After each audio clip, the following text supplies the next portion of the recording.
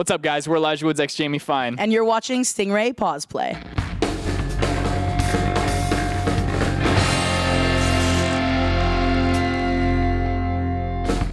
I'm Zach Monson. Welcome back to a very special edition of Stingray PausePlay here with Canada's own Elijah Woods and Jamie Fine. Elijah Wood X Jamie Fine. Whatever works for you, man. EWXJFEXJ.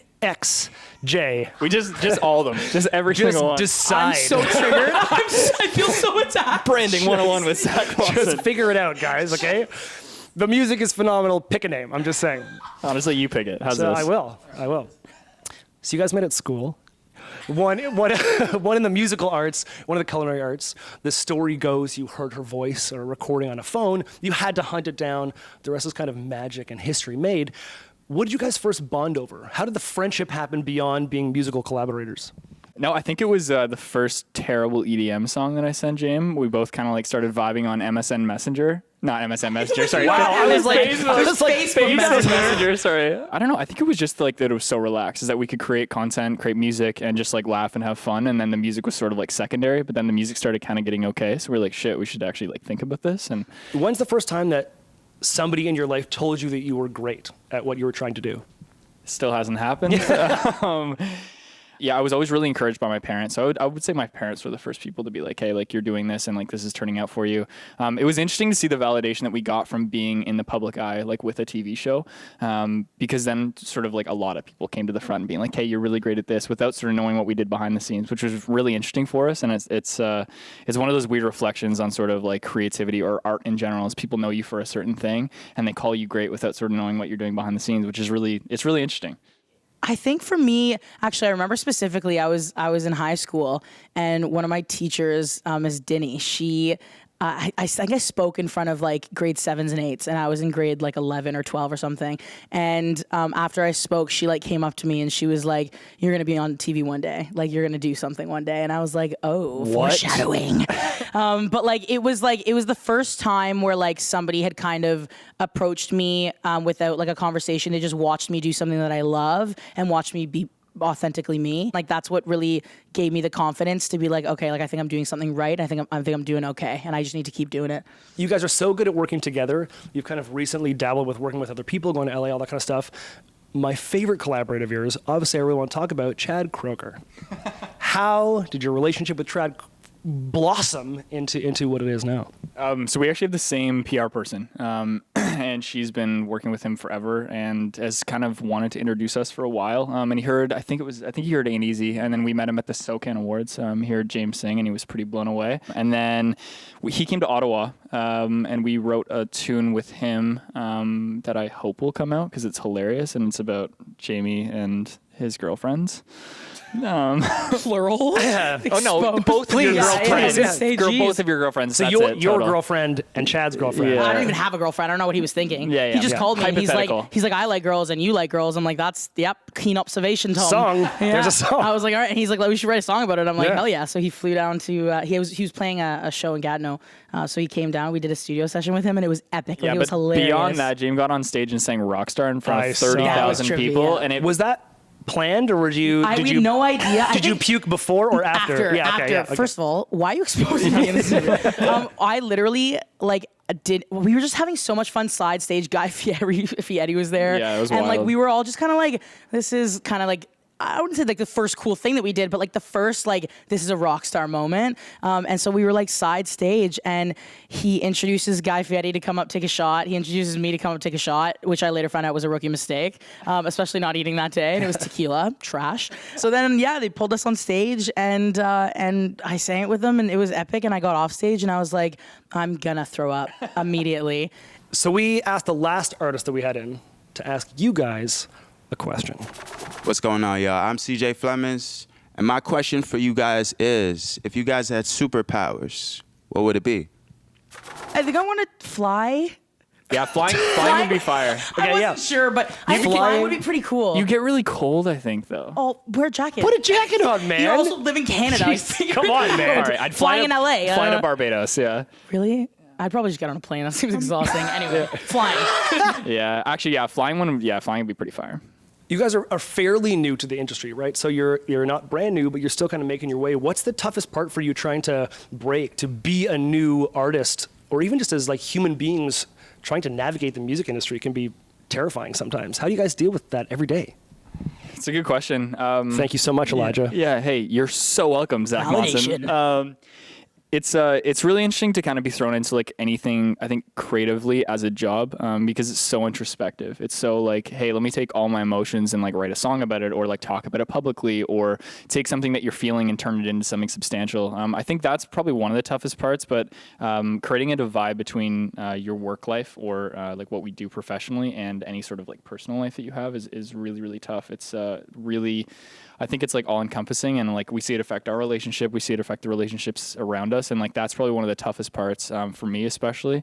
Is just kind of like signing off and like actually checking out and putting my phone down for like once, and like this is the first time I have my phone on me in like a hot second because he told me to throw it out. How's that feel? Honestly, I'm having anxiety. Yeah. I have anxiety because I think you're texting me. Yeah. When you guys are making music, where does expectation lie when you're kind of creating a song? Are you concerned about what your fans or even the label is expecting you to sound like, to be like? Or are you like, what's your mentality there for that? That's a great question. I think that. Thank you so much, Jamie. Whatever, man. Don't say anything We're not stupid. going to compliment you anymore.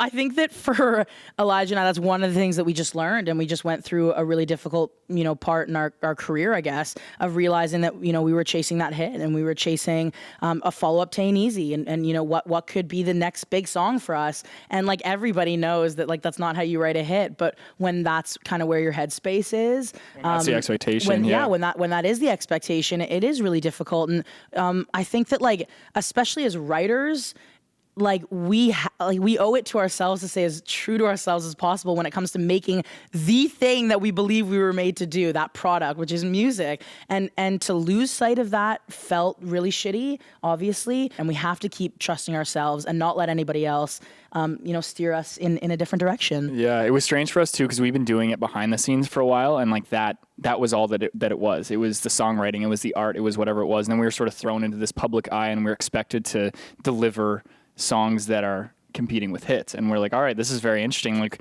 it's not that we can't do it, it's just that when you're trying to write a hit, it never happens. Because I mean, you listen to songs like White Rice, which like I've loved that song for such a long time. It's so like magical but so different. Even Want You Back, right, is like a little bit of a departure for you guys. So a song like Want You Back, like you obviously have terrible love lives, right? Like you guys are like depressed all like So dark, thanks, man. Yeah, all thanks your for songs listening, are just like so upsetting. So how do you guys go about writing a song like that? Like Want You Back, what's that? What did that come from? So we've been doing these Wee Days. So there's like 16,000 screaming kids. And we were in, I think, Edmonton or Winnipeg. And there was all these screaming kids. Everyone was freaking out. It was crazy. They knew who we were, which is cool. Step one. Yeah, Yes. step one and doing something. And all of a sudden we were playing our last song. And then all of a sudden all this confetti went off. And like we all freaked out. We were like, what the fuck? Like we didn't even know there's confetti. It's like CO2 going off and everything. And then we got on the plane and I was like, okay, like I want to make an instrumental that felt like that moment. If I want to create something that feels like confetti going off in a large room, something very, very exciting, something that can be played in like a stadium, feels anthemic. So I sat on the plane, wrote the instrumental, and then we sat down a couple days later, and the story just kind of like wrote itself. I think we've both been in like relationships that are kind of bad for you, that you sort of want them back, but you know you absolutely should not. You know that you know that you should very much keep it at a distance. So that's sort of like where the story of the song came to be. But we wanted to create something like sort of euphoric, something forward moving, something that felt like interactive and very I don't know, that like a lot of people can relate to. What's the biggest fight you guys ever had? Pass. Pleading the fifth immediately. Yeah, I think that like Elijah and I are pretty communicative. I think that we're two people who don't typically hide things from each other. We just went to LA for like 5 weeks, and I think that it was one of those like, this is like the peak of our frustration. This is the peak of us feeling really trapped in what we're doing. It was like everything was just like fighting against us. I think one of us said like, we just like, it felt like almost we didn't even have a chance. You know what I mean? Like it was like when everything around you is so infuriating and frustrating, and we're both in the same boat, and nobody else can relate to it. Nobody else in the world on our team, nobody will be able to relate to it. So Elijah and I are just talking at each other with the same problem and With no no solution. solutions. So we're like, this is digging ourselves a really nice hole. And I think that dealing with it, it's really important, and that's what Elijah and I are good at, is we work through it together to the best of our ability. And I think people recognize that strength in our relationship. We're trying to be mature. Yeah, wow. Yeah, but you can feel it, Ruining I a think. Yeah, perfect but you can 10 out feel of it, 10 guys. answer. You know, you can see that you guys are friends. You can see that you're people who get along fairly well and seem to communicate, because if you couldn't, then you wouldn't really be a band for very long, you know?